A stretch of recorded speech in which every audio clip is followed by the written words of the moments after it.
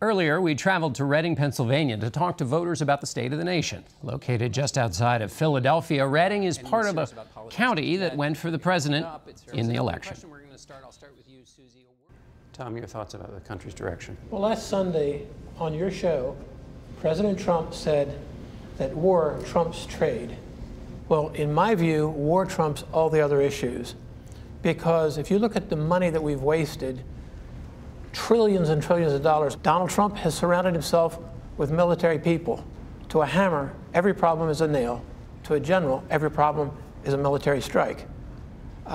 So from this perspective, and I'm sorry to say I voted for President Trump because he made unequivocal commitments to stay out of Syria. He said that Barack Obama's plans to launch an attack were unconstitutional and illegal, and he immediately does that on his own. Dale, I want to get your thoughts about the direction of the country. Well, I thought over the last couple of years we were headed in the right direction. I think a lot more people were being represented and shown more respect, particularly people, LGBTQ people and that kind of thing. And I think particularly now, with the election of President Trump, I don't think it's going to be that way anymore. Susie, a word or a phrase that describes the country right now? Scary. Tenuous. Jerry? In deep trouble. Conflicted. Barbara? Moving forward. Dale? Divided. Anthony? Unsure. Fred? Divided. Eliza? Uncertain. Keith? Divisive. President Trump said he wanted an America First foreign policy. As a Trump supporter, what have you thought of his foreign policy so far? Good, very good. Were you a fan of his action in Syria? I'm not against it. I think it sent a message. I think it was more of sending a message than it was in what it actually accomplished. I think a lot of things that Trump does are messages. The man's a lot smarter than we give him credit for, I think. Anthony, you voted for President Trump. What did you expect when you voted for him, and what are you thinking now?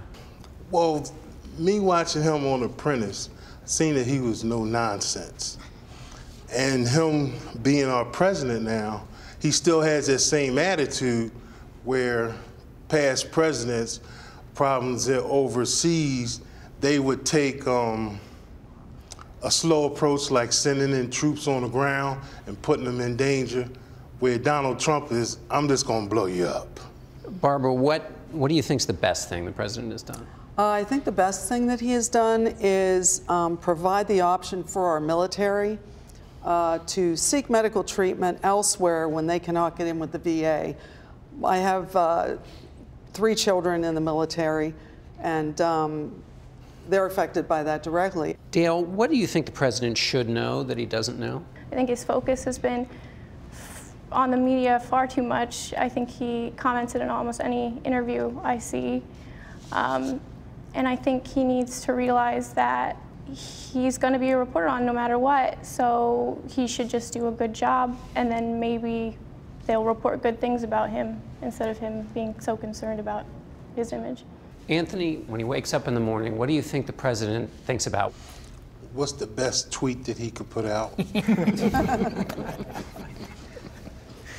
Well, Donald Trump is trying to turn America around the best way he know how. Like he said, his job is a lot harder than he thought, because it's not like running a business where Donald Trump would fit more into a kingship than a president in a democracy. Because when you're a king, you make the rules, and that's the way Donald Trump thinks. But when he became president, there are rules that he has to follow, so he just can't do what he want to do. Keith, do you think the president tells the truth? In his mind, definitely. I don't think he intentionally lies. I think he sometimes has trouble with facts. I think we all have trouble with facts when we try to convince people of understanding our position. Eliza, what would you like to see happen with health care? I personally want to see a Medicare for all or a single payer option. I believe that polls very high, actually, among the American people. We right now have the ACA, the Affordable Care Act. That, for now, I mean, that at least needs to stay intact. What the Republicans are planning to do right now is upsetting to me and many people. because it basically would take away health care for people with pre-existing conditions, or, you know, just outright allow them to deny or push premiums up. Connie, what do you think about the state of race relations in the Trump presidency? Since he's been elected, there seems to be this rise in kind of people feel that they don't have to be civil and that they can do and say anything, because he has such a persona of, I'm just going to do and say whatever I feel. I think people have taken the lead from that and are acting it out and feel that they have support in that. And I think that that's an awful way to be. And we'll be back in 1 minute with more of our focus group and their thoughts on the Democrats. The liberals in our focus group had some tough talk when it came to the Democrats.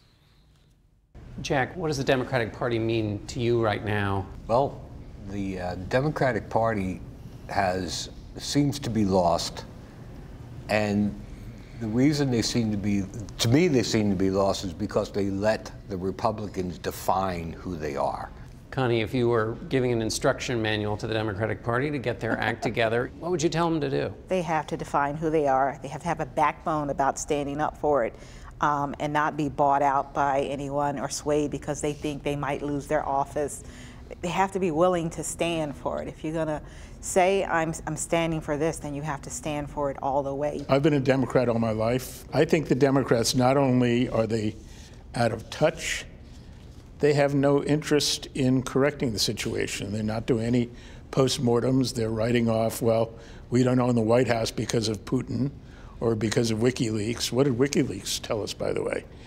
Regardless of who was behind it, they confirmed that Hillary Clinton and the Democratic establishment are liars, and that they had their thumb on the scale, for Hillary Clinton. Well, so what are they basically saying?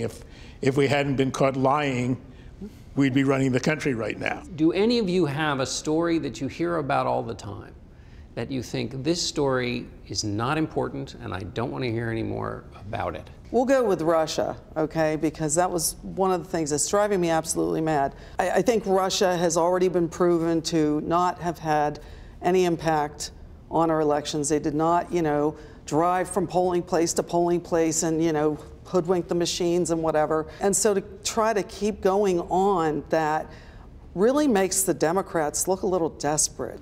Eliza, do you trust that the government can work in the best interests of the people, even if that's not where it is now? I definitely have faith in that we can get to where we need to go for the American people. I live in Lancaster, Pennsylvania, and just the outpouring of people who maybe didn't care about politics before, never really thought it mattered. People have come out to voice their concerns, but also get activated, get engaged, go door to door, talk to their neighbors, find out, hey, how are you feeling about what's going on, and do you want to make a difference? Have you all generally seen an uptick in political activity in your neighborhoods? Yes. Has that been a general? Oh, yeah. Definitely. Yep.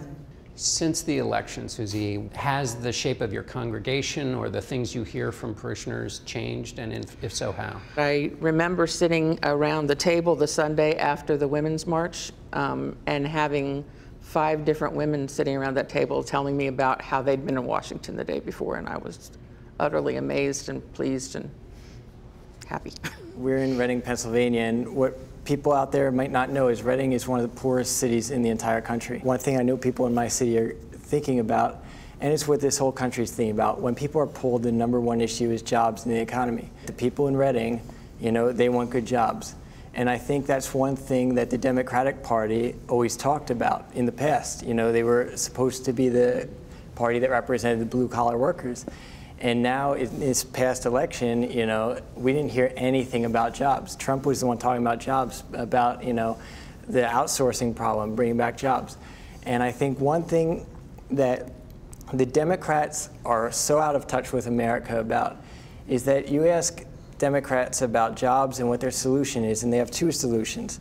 #1 is raise taxes on the rich, which honestly, that does not create jobs. And #2 thing they say is we need to raise the minimum wage. People in Reading, Pennsylvania, and everywhere don't want to work at McDonald's their entire life. My dad, when I was younger, told me, when you grow up, I want you to get an education, I want you to do well so you don't need a $20 an hour factory job like I have. And now people are saying $20 an hour factory job, what even is that? Jack, what gives you hope? Empathy. That is the word that brings all of this together. Caring about someone else, caring about your party, caring about your town, caring about what other people think, being civil, caring about getting good jobs, caring about the people that you're trying to help to raise up. Empathy. It brings it all together. Thank you all very much for being here. An extended version of our focus group is available on our website at facethenation.com.